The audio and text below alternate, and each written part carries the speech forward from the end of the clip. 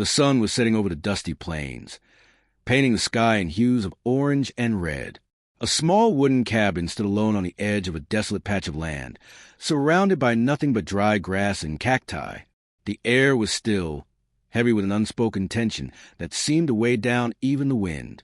Inside the cabin, a baby cried. It wasn't just any cry.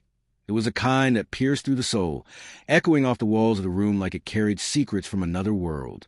Emma sat in a rocking chair, her hands cradling the child as she tried to soothe him. But no matter what she did, whether she sang softly or rocked him gently, the baby wouldn't stop staring at the well outside the window. That old well had been there for years, its cracked stone rim weathered by time and neglect. It was deep, darker than night, and whispered tales of things unseen. No one knew how far down it went, nor what might be buried beneath its surface. Yet here sat this newborn, his wide eyes fixed on it, as if drawn by some invisible force. "Sho, little one," Emma murmured, her voice trembling slightly. "There's nothing out there but shadows." But then, as if mocking her words, the baby let out another wail, louder this time, as though protesting against her attempt to distract him. Little did she know, the truth about that well would soon unravel everything she thought she understood.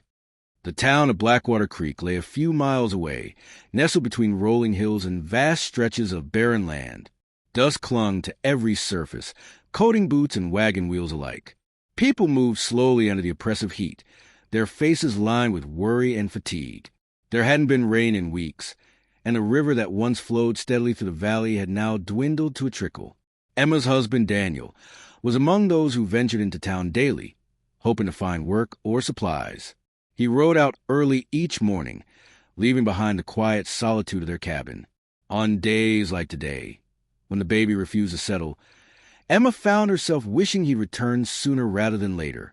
Not because she couldn't handle the responsibility alone, but because something about the well unsettled her more than she cared to admit. As the sun dipped lower on the horizon, casting long shadows across the yard, Emma decided to investigate. Perhaps fresh air would help calm the baby. Wrapping him snugly in a blanket, she stepped outside, the wooden boards of the porch creaking beneath her weight. The well loomed before her, its mouth yawning open like a beast waiting to devour anything foolish enough to come too close. "Why do you keep looking at it?" she asked softly, though the question was rhetorical. The baby squirmed in her arms, his gaze unwavering. She hesitated, feeling the chill of unease creep up her spine, but curiosity eventually got the better of her. Slowly, carefully, she approached the well, peering over the edge. At first, all she saw was darkness, an abyss so deep it seemed to swallow light itself. But then, almost imperceptibly, movement caught her eye. A faint shimmer rippled near the bottom, like water disturbed by unseen hands. Her breath caught in her throat as she leaned closer, straining to see what caused the disturbance. The baby whimpered, his cries softening into tiny sobs. "What is it?" Emma whispered, though she wasn't sure whether she meant the baby or the strange sight below. As if answering her, the shimmer grew brighter, resolving itself into shapes that defied explanation. They weren't fish nor rocks. They looked almost human. Her heart pounded in her chest, threatening to burst free. Pulling back quickly, she stumbled backward, nearly dropping the baby in her haste. The child began crying again, his screams piercing the twilight. Emma clutched him tightly, glancing around as if expecting someone or something to emerge from the shadows. But there was no one. Night fell swiftly, blanketing the land in darkness broken only by the faint glow of stars overhead. Emma lit a lantern, its flickering light casting dancing shadows against the walls of the cabin. Despite her growing fear, she couldn't shake the need to understand what lay hidden within that well. So, after ensuring the baby was asleep, she grabbed a rope and descended into the unknown. The descent was slow and treacherous, each step taking her deeper into the earth. The air grew colder, heavier, until it felt suffocating. When she finally reached the bottom, her lantern revealed a scene straight out of nightmares. Bones littered the ground, human bones, some still clothed in tattered remnants of clothing. Among them were artifacts, coins, jewelry, tools, all bearing the marks of age and decay. And then she saw it, A journal, half buried beneath a pile of debris. Its leather cover was cracked and stained, but legible enough for her to recognize the name scrawled across it, Jonathan Hale. She picked it up, flipping through pages filled with frantic handwriting. Each entry spoke of desperation, of men driven mad by thirst and hunger during the droughts of years past. Some claimed they heard voices calling from the well, promising salvation if only they dared look inside. Others wrote of sacrifices made, of lives given willingly in exchange for promises that never came true. By the time Emma finished reading, her hands were shaking so badly she could barely hold the lantern steady. The truth was unbearable. The well wasn't merely a source of water. It was a gateway to something far darker. And somehow, the baby had known all along. When Daniel returned home late that night, he found Emma sitting in the same rocking chair where she started earlier. Her face was pale, her eyes hollow with exhaustion. The baby slept soundly in her arms, oblivious of the storm raging inside his mother. "Are you all right?" he asked, concern etched deeply into his features. "I think—" Emma paused, struggling to find the right words. "I think we need to leave." Daniel frowned. "Leave? What are you talking about?" "The well," she said simply. "It's not safe." He stared at her, clearly unsure whether to believe her or dismiss her concerns as mere paranoia. Before he could respond, however, the baby stirred, opening his eyes and fixing them once again on the window. This time, though, there was something different about his gaze, not innocent, not curious, but knowing. Unbelievable realization dawned upon Daniel as he followed the baby's line of sight toward the well. In that moment, both parents understood the twist they had yet to fully grasp. The baby hadn't been staring at the well because he feared it. He'd been staring at it because part of him already belonged to whatever dwelled within its depths. And so, under the watchful eyes of countless stars, the family prepared to flee. Not just from the cabin, not just from Blackwater Creek, but from a fate neither could fully comprehend. For sometimes, the greatest horrors aren't those we encounter, but those we carry within ourselves. Until the end of their days, they would remember the night the baby wouldn't stop staring at the well, and why they dared not look inside again. The journey out of Blackwater Creek was fraught with tension and unease. Emma and Daniel packed their few belongings in silence, the weight of what they had discovered pressing heavily upon them.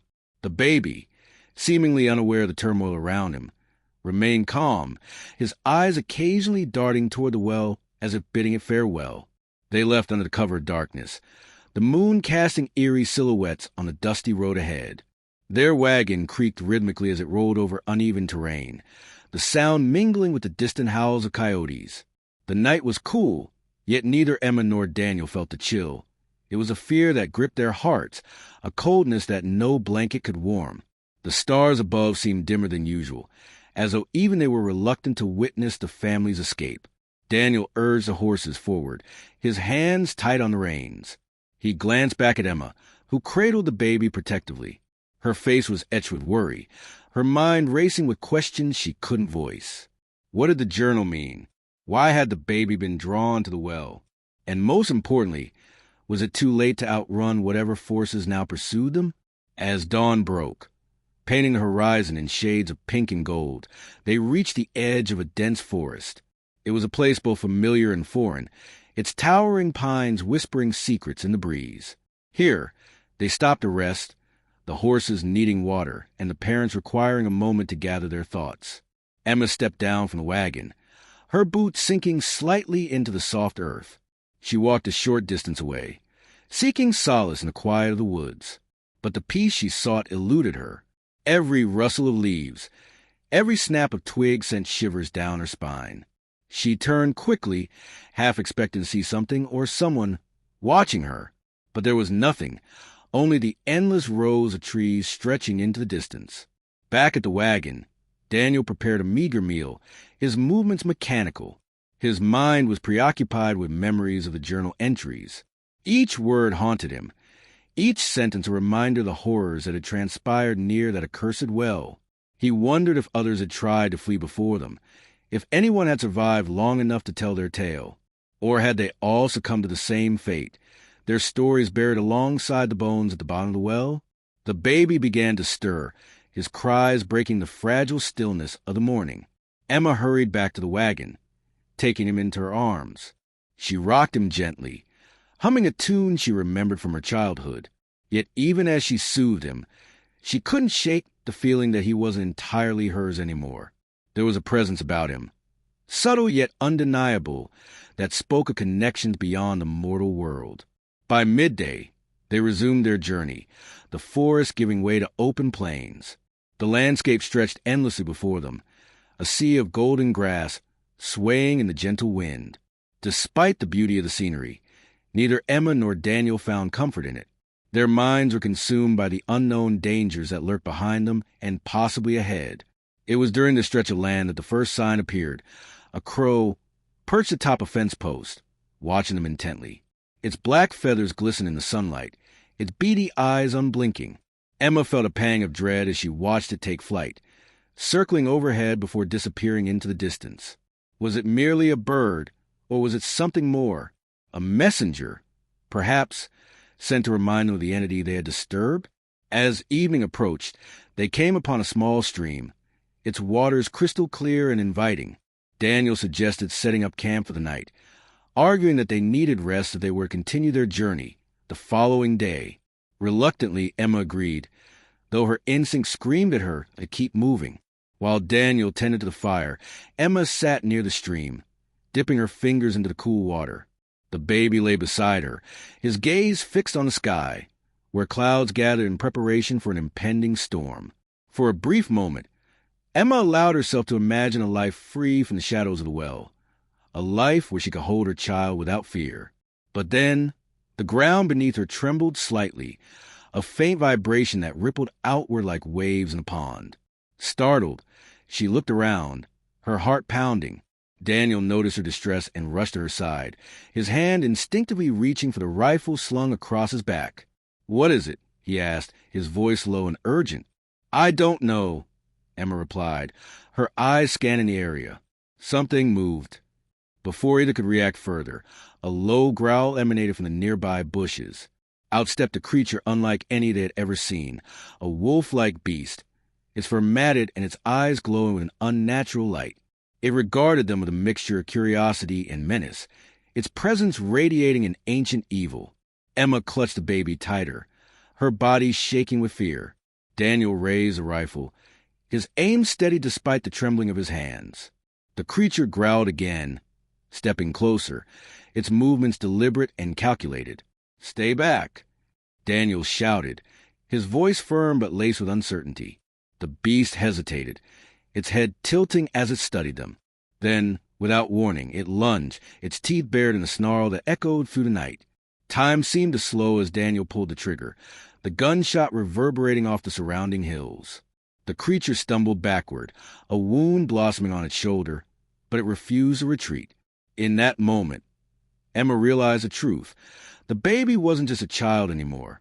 He was a key, a bridge between worlds, and the forces they had unleashed would stop at nothing to reclaim him. With newfound resolve, she stood, shielding her son with her body as Daniel reloaded the rifle. Together, they faced the creature, their courage fueled by love and desperation.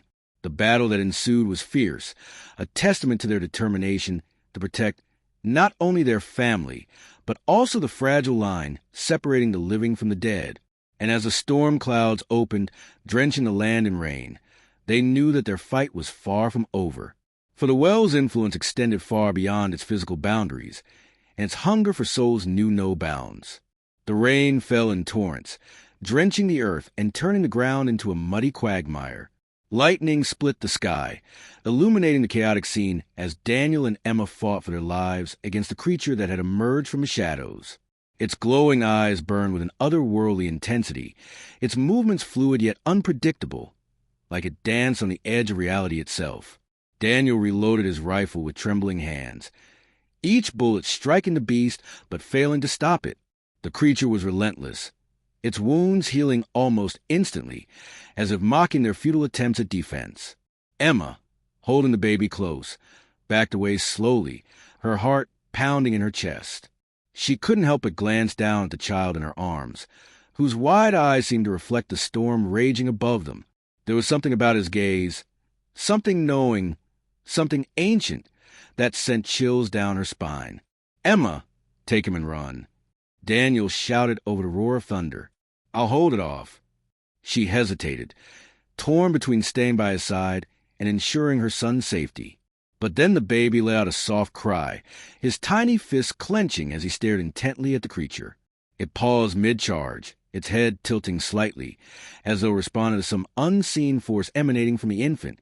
For a brief moment, the world seemed to freeze, the only sound a pattering of rain against the ground. Little did they know, this was no ordinary child.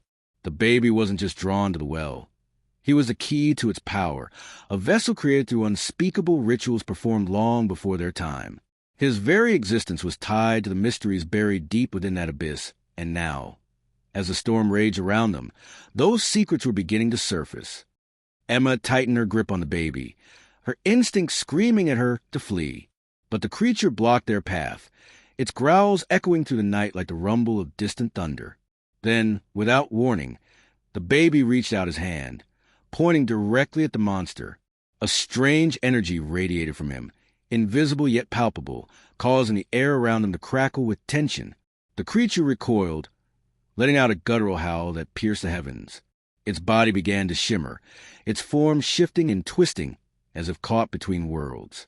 Emma watched in awe and terror as the entity transformed, its wolf-like appearance melting away to reveal a humanoid figure cloaked in darkness. Its face was obscured, but its presence was unmistakably malevolent. "What have you done?" Daniel demanded, his voice hoarse from shouting. He raised his rifle once more, aiming at the figure, but even he could feel the futility of his actions. This was no mere animal. It was something far older, far more dangerous. The figure extended a hand toward the baby, its movements slow and deliberate. "Return what is ours," it rasped, its voice a chilling blend of whispers and echoes. The cycle must continue. Emma's breath hitched in her throat. "What are you talking about? What cycle?" But the figure didn't answer. Instead, it lunged forward, its speed defying logic.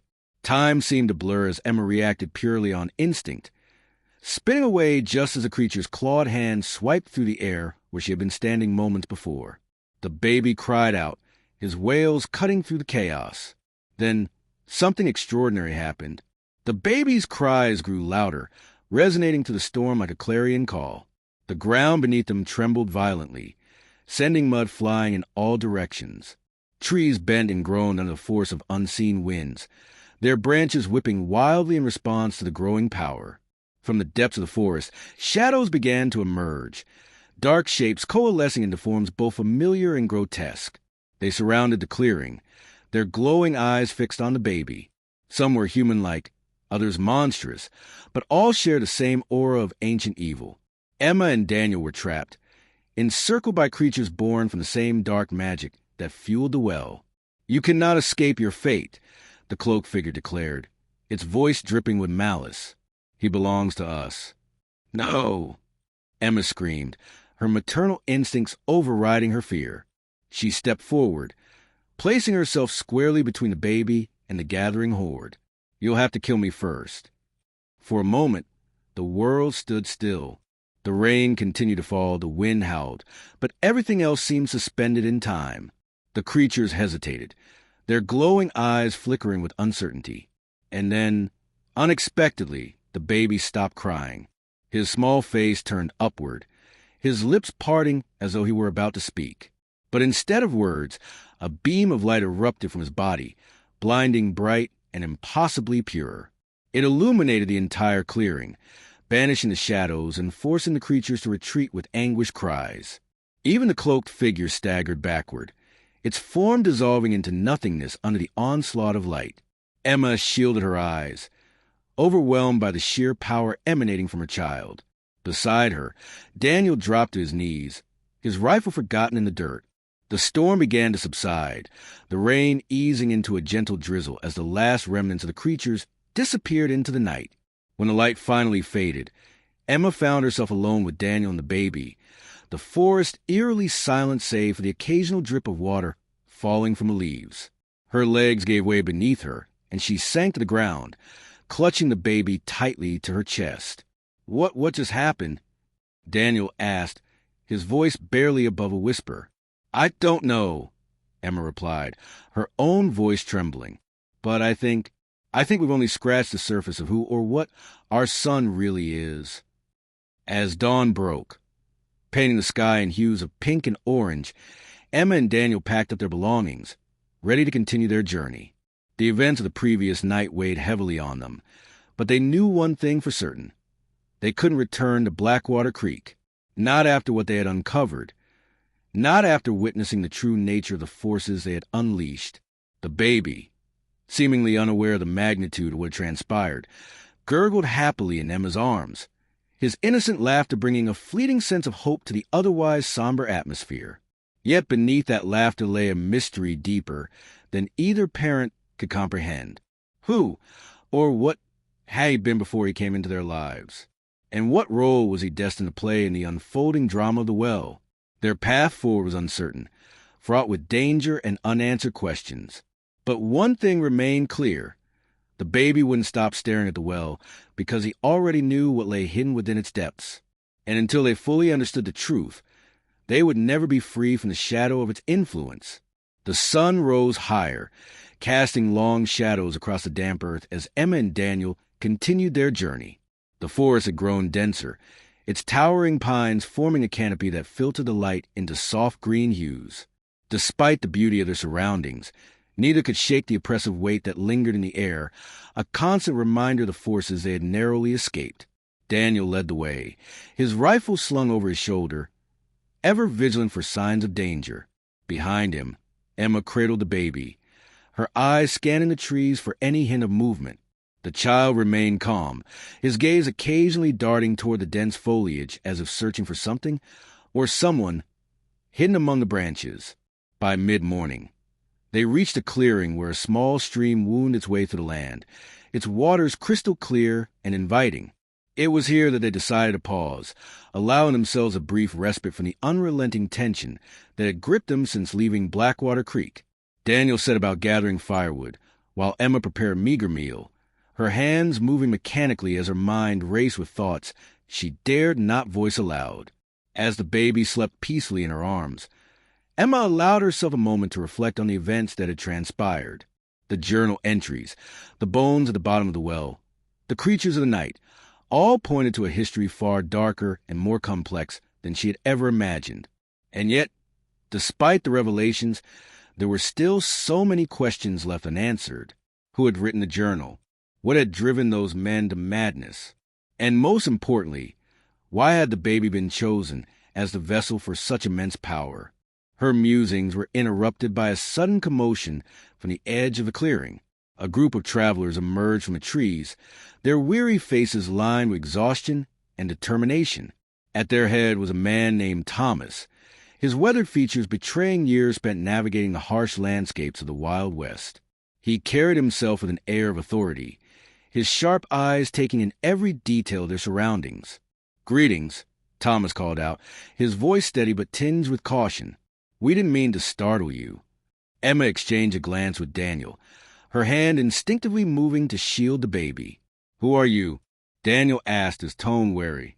"I'm Thomas," the man replied, stepping forward with open palms to show he meant no harm. "And this is my caravan. We're heading west, looking for new opportunities. But we've encountered difficulties along the way." "Difficulties?" Emma echoed, her curiosity piqued despite her wariness. Thomas hesitated, glancing around at his companions before continuing. "Let's just say we've run afoul of some unsavory characters. Bandits, mostly. But there's something else out there, a presence, watching us. I don't know what it is, but it feels wrong. Very wrong." Emma felt a chill run down her spine.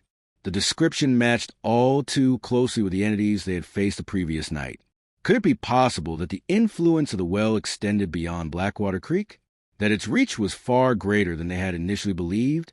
Before she could respond, the baby stirred in her arms, his wide eyes opening to fix upon Thomas.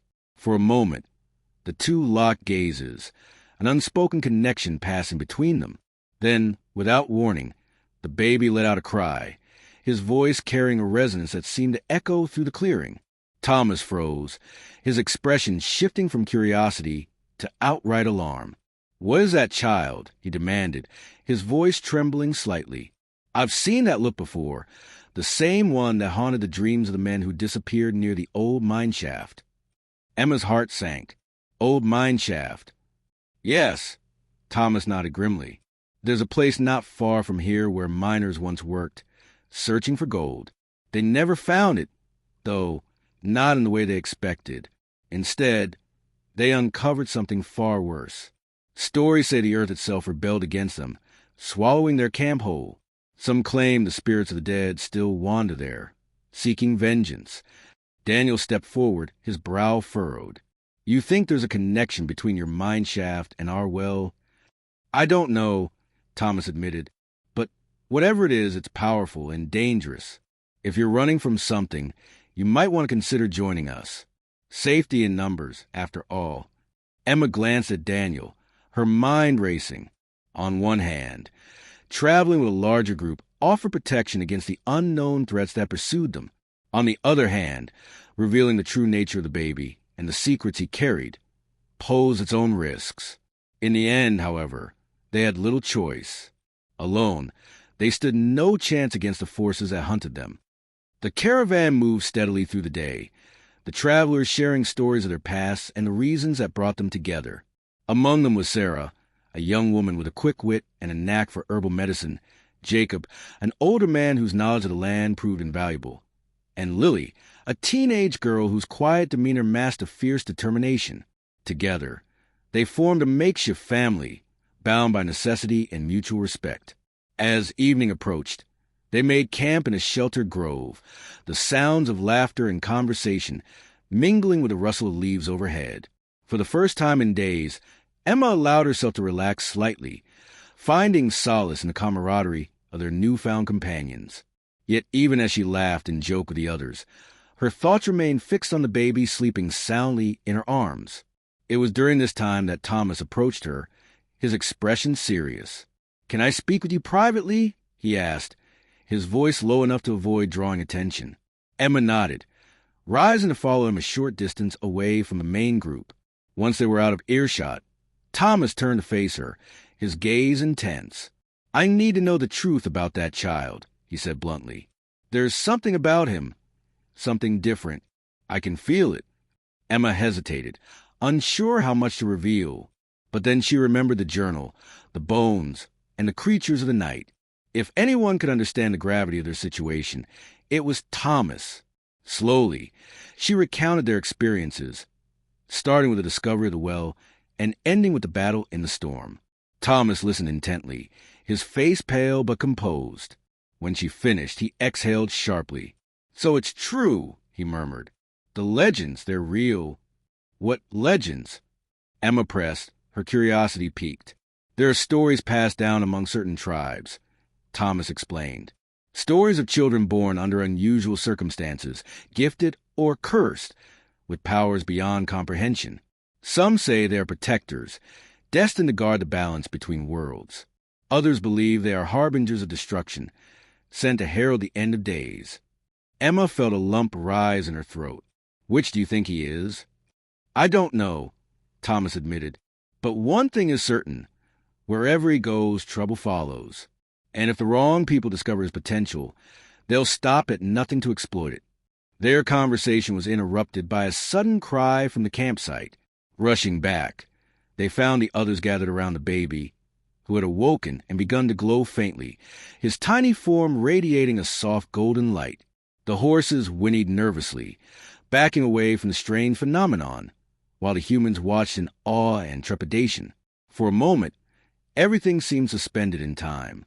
Then, as quickly as it had begun, the light faded, leaving behind only the hum of crickets and the gentle rustle of leaves.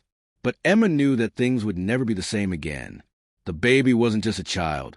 He was a key, a bridge between worlds, and the secrets he carried would shape their destiny far beyond what they could have ever imagined.